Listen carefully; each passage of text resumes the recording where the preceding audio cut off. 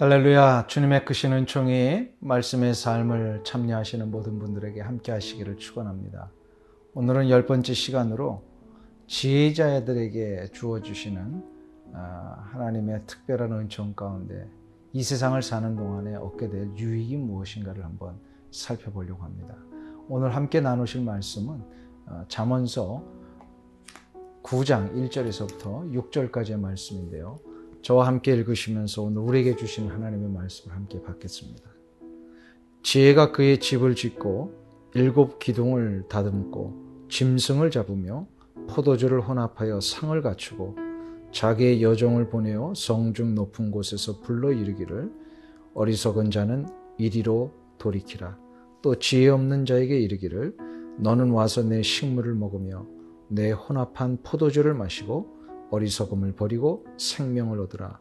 명철의 길을 행하라 하느니라. 아멘.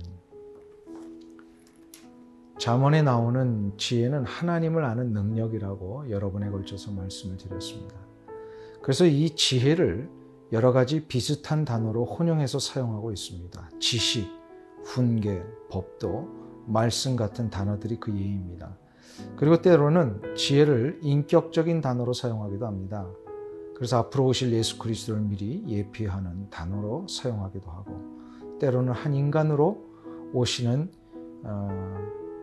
그 예수 그리스도의 의인화된 모습으로 묘사하기도 합니다. 오늘 본문은 그 한 예로 지혜를 여성으로 의인화시켜서 지혜를 소유한 자에게 주어지는 삶의 유혹이 무엇인지를 가르쳐주고 있습니다. 먼저 오늘 본문을 통해서 알 수 있는 첫 번째 교훈은 지혜를 소유한 자에게는 삶의 영역이 넓혀지고 견고해진다라고 말씀을 합니다. 1절을 보시면 지혜가 그의 집을 짓고 7 기둥을 다듬고 라고 되어 있습니다. 집을 짓는다는 것은 그의 삶의 영역이 새롭게 확장되고 안정된다는 것을 말합니다. 그런 집에 7 기둥이 있다는 것은 그만큼 넓은 공간을 확보하고 있다는 뜻입니다. 이것은 바로 그의 삶의 영역이 넓혀진다는 것을 말합니다. 아마도 솔로몬은 이 표현을 하면서 자신이 지은 하나님의 성전을 염두에 두었던 것 같습니다. 예루살렘 성전은 7 기둥으로 되어 있습니다. 세상에서 가장 완전하고 견고한 건물의 상징이 바로 예루살렘 성전입니다. 자신의 집이 이런 성전과 같이 견고해지고 넓혀진다는 뜻입니다. 이것이 가능하기 위해서는 지혜를 소유할 수 있어야 합니다. 왜일까요? 지혜는 하나님을 아는 능력이라고 했습니다. 하나님을 아는 자만이 하나님과 교제할 수 있고, 하나님과 교제하는 자만이 하나님이 보장하신 삶의 형통과 인도하심을 받을 수 있습니다. 솔로몬은 아버지 다윗으로부터 분명하게 물려받은 한 가지 믿음의 유산이 있었습니다. 바로 아무리 인간이 애를 쓰고 노력을 해도 하나님이 지켜주지 아니하시면 그 모든 것이 헛되다는 깨달음입니다. 당대 최고의 영토를 확보했던 다윗이 그래서 최고의 군사력과 정치력 그리고 문화와 물질을 확보했던 다윗이었지만 그의 말년에 한순간의 실수와 교만으로 군사의 숫자를 한 번 세어보다가 하나님 앞에 아주 혼이 난 적이 있었습니다. 이 때문에 다윗은 3일 동안 온 나라의 온역이 펴져서 그렇게 자랑하던 군사와 백성들 7만 명이나 잃어버리는 아픔을 겪게 됩니다. 이 일을 통해 다윗은 다시금 깨달았습니다. 자신의 삶이 이루어 놓은 모든 것이 자신의 능력이 아니라 하나님의 전적인 은혜의 역사였음을 알았습니다. 이것을 솔로몬은 아버지 밑에서 보았을 것입니다. 모든 성읍, 모든 군사, 모든 힘과 권력은 하나님의 허락하에서만 이루어진다는 것을 말입니다.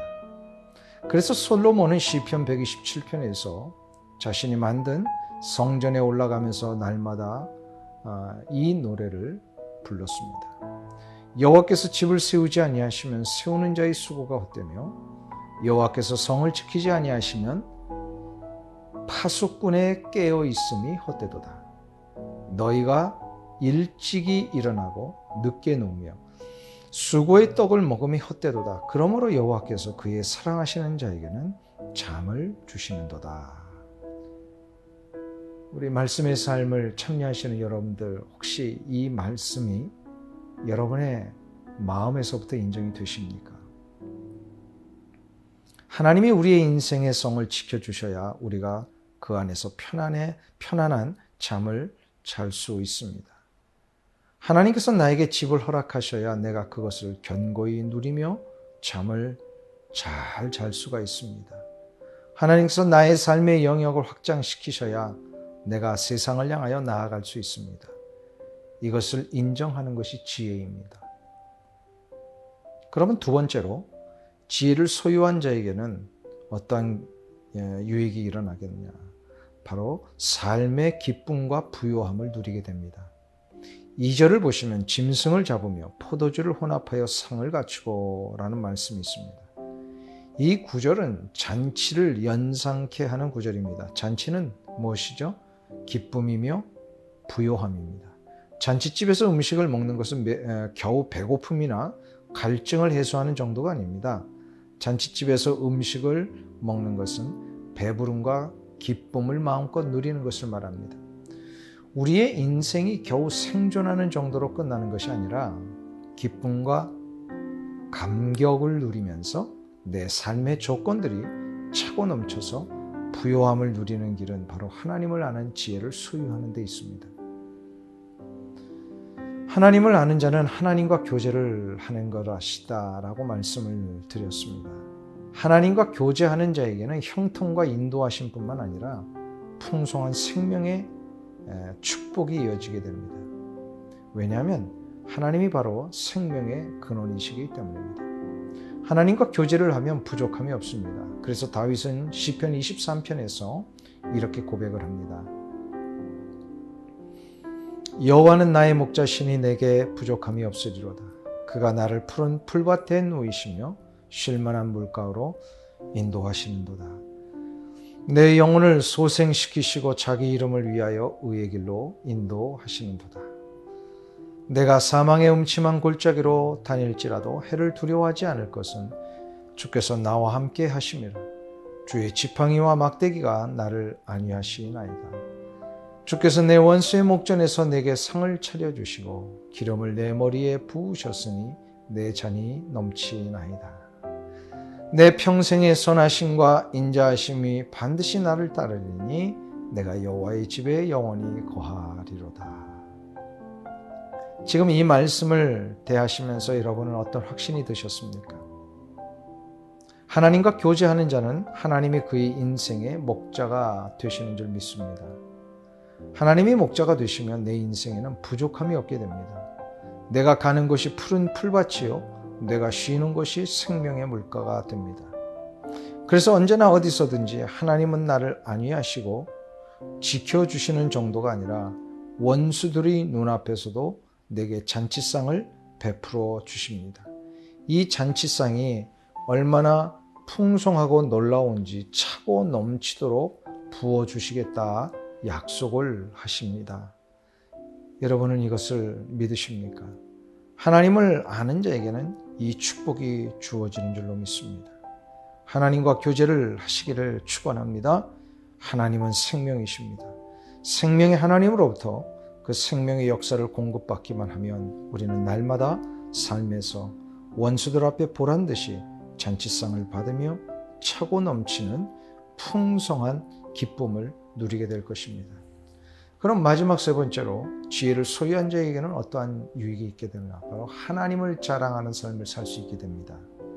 3절부터 6절을 보시면 자기의 여종을 보내어 성중 높은 곳에서 불러 이르기를 어리석은 자는 이리로 돌이키라. 또 지혜 없는 자에게 이르기를 너는 와서 내 식물을 먹으며 내 혼합한 포도주를 마시고 어리석음을 버리고 생명을 얻으라. 명철의 길을 행하라 하느니라. 지혜를 소유한 자는 어리석은 자들을 향하여 외치게 되어 있습니다. 생명을 얻는 길이 바로 여기에 있으니 돌아오라. 와서 이 생명의 역사를 누리며 살라. 이렇게 외치게 된다는 것입니다. 왜 이런 외침이 일어나게 될까요? 내가 누리고 있는 능력이 너무 좋으니까, 이것을 누리지 못하는 자들 보면 너무 안타까운 마음이 드니까 그렇게 할 수밖에 없습니다. 하나님을 선포하고 자랑하는 자들에게는 한 가지 공통점이 있습니다. 하나님을 만나 내가 누리고 있는 이 생명의 역사가 너무도 놀랍고 감격스러워 이것을 주체하지 못한다는 것입니다. 그래서 어디서든지 어느 상황에든지 주저함 없이 하나님을 선포하고 내가 믿는 신앙, 믿음의 길을 자랑합니다. 이것을 우리는 간증이라고 부릅니다. 간증은 내가 얻은 체험과 신앙의 길에 대한 확신이 있을 때 자랑하게 되는 것을 말합니다. 사랑하는 성도님 여러분, 여러분은 지금 가고 있는 이 길이 자랑스러우십니까? 어떻게 가는 이 길마다 다 신이 나십니까? 여러분 안에서 솟아오르는 주체할 수 없는 감격이 있으십니까?